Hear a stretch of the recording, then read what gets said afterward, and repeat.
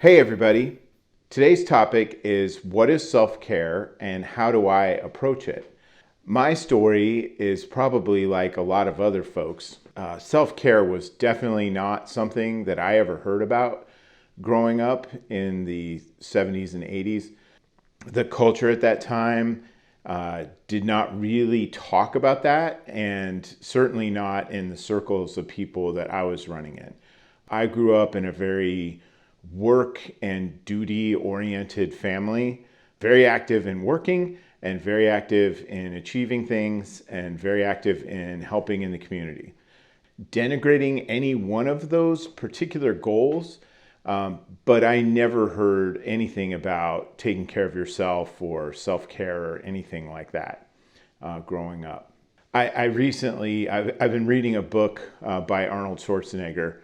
It's called Be Useful. And so much of that sort of resonates with the way, the attitudes and values and things that he expresses were sort of like the gold standard of how I was raised. And so I very much relate to a lot of it in a way. One of the things that he says in it that's so funny is that he's like, some people ask me about rest. It's very hard not to do it in an Arnold accent, but I'm not going to do it. And I tell them, rest is for babies and old people. You are neither. Get to work. And that's pretty much how I was raised. Over time, I pursued strategy towards life in a lot of ways.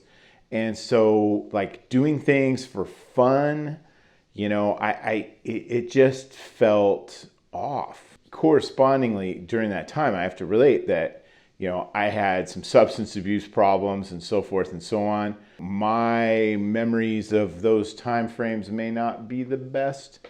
I was kind of hard baked into that kind of mindset. And so after, doing something to address my substance abuse problems in the late 80s, I just returned to that kind of mindset with sort of a force. Nobody cares what your feelings are. Do stuff, get out of yourself, do work, do your job, be where your hands are. None of these things are wrong, but the way that I perceived them and the way that I played them out in my life was definitely not good, not healthy, to the extremes. And I think all of this is about balance in many ways. What is self-care? Really, when thinking about this, at least for me, and I'm sure there's many definitions on the interwebs, but reserving some time for myself so that I have energy to devote to other tasks is one aspect of it. I think also for me that taking that time to not do the responsible things and to do things that are outside of my zone, so to speak, or that have no goal necessarily, no monetized goal, no achievement goal, no goal that enables me to be like, hey, look at me, which is another just anathema to me. I mean, making these videos has been hard to get away from associating that kind of self-aggrandizement with communication. it's been a journey a little bit on that front. Reserving that time so that I have the energy to devote to other things and to be focused and present in the moment. I have voices in my head that say, why are you doing this? That's a waste of time. Why are you making this art? No one cares. It's never going to amount to anything. I have a lot of negative self-talk in my head, yet I also paradoxically have this thing like, I don't ever get to have any fun. I have a voice like that. It's a little bit of listening to the second voice and actually prioritizing that versus just always doing the responsible thing.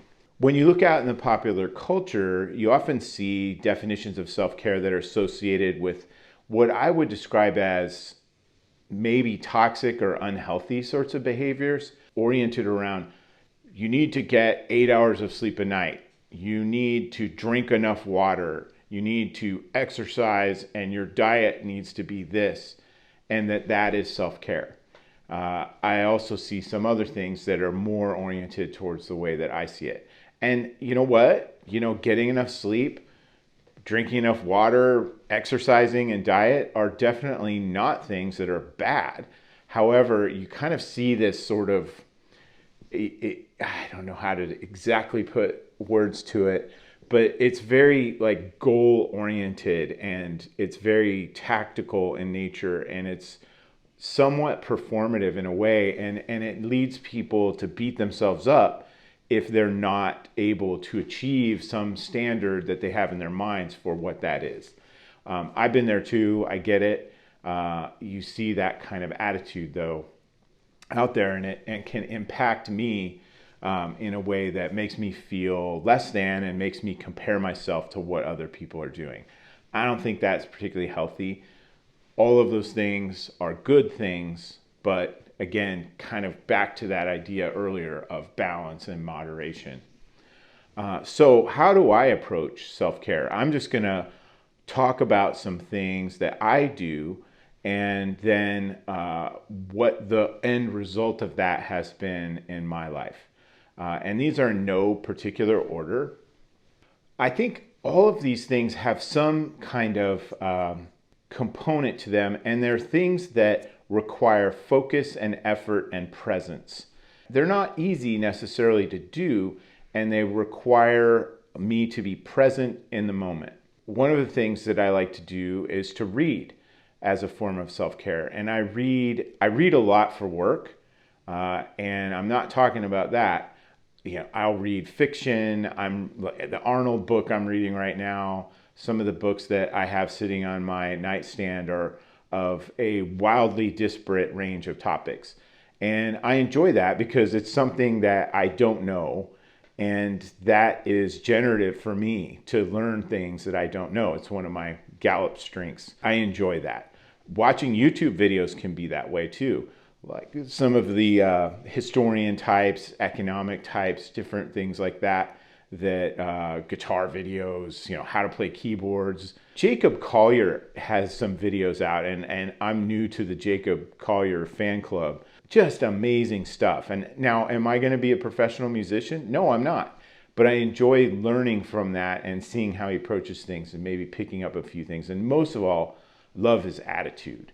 To move on from that, connecting, calling, texting, reaching out, doing things with friends is also a form of self-care for me. Yesterday, Katrina, my girlfriend, and I went to a small town in Iowa and learned how to be barbecue judges, competition barbecue judges. And let me tell you what, sounds like a lot of fun. It's pretty intense. We had a great time doing that though. We drove over there. It's about an hour away. We talked the whole time. We got there. We did the training. Wow. Fire hose of barbecue information for sure. And then, drove back and it was just a great time. I would have never have done that in my previous life. Like, I don't have time for that. I need to XYZ, laundry, do, and I might have even, put people down for doing things like that, which seem like flippant and unadult, I have some baggage if you haven't picked up. Working on it. Anyway, so doing things with friends. There's some guys, we go out to lunch like once a month, really good time. And also, I mentioned this before, I have some friends that I play guitar with on Sunday afternoons. That is just a really nice way to connect, learn songs, do stuff. Are we going to make a band? No. Are we going to, go play Radio City Music Hall? No, we're not. Am I going to become Jimmy Page in my 60s? No, I'm not. I'm sorry. It's really fun and it's a good way to connect with people. Is it going to achieve anything notable in my life? No. But am I going to build relationships and have a good time doing it? Yeah, and that's been valuable to me. A lot of those guys are really close friends of mine, and I can talk to them about things going on in my life at times, and they can reach out to me too. Playing music and learning songs is something that I really enjoy, and it requires focus and effort. and it's fun. Is it going to make me any money? No, it's not. Is it going to, you know, improve my standing in society or do anything for me at work? No, it's not. It just isn't. But it's fun. And taking that time to step away from the usual responsibilities of life and prioritize something like that has a strange effect, which I'll get to in a little bit. Another thing I was doing for a while is playing a video game called City Skylines, where it's like a city building game. It's really fun and requires focus and effort. Is anything going to come of that? No. Does it seem like a complete waste of time? Yes. Absolutely it is. However, it's that focus and that ability to step away. It's almost, in some ways, some of these things are like forms of meditation, I would say. Another thing that I do, get outside. And that could be that I go outside and work in the yard a little bit. That's a little responsibility associated, but I do enjoy it. Going, taking a walk, going for a run. One of the things I love about running, and I forget when I don't do it, is that going out and running for 2 or 3 miles and a couple times a week, 3 times a week, the entire focus is, okay, I'm going to run out to this point and I'm going to turn around and come back. And I'm going to try to hit a particular pace that's comfortable for me. I'm going to do that. I'm going to come back. It's not about, well, I need to run faster. Oh, I need to do this or that or further. This is what I'm going to do. And during that time, you kind of have to pay attention so that you don't like trip over your own feet or run into people or whatever. And I don't think while I'm doing it. And that is one of the greatest things about running, besides some of the physical benefits of it, is that I'm not thinking about anything when I'm doing it except that. Hugely helpful to me. Playing with Sam. Sam's fun. Sam likes to play with toys. Sam likes to do stuff. And doing that stuff with him is a great time. It's good for me to do that. It's like taking time away from myself to do something with my dog. Here's the sleep angle. I like taking naps, dude. I don't take gigantic naps, but like half hour, 40 minutes, super helpful. I can't always do it, but when I can, it is very helpful to me. On the diet side of things, I try to avoid processed foods. I am not perfect, but last night I can report I was driving home and I was like, man, what would be great is go to Runza. And I didn't do it. I came home and I ate a salad instead. And I'm very proud of my accomplishment.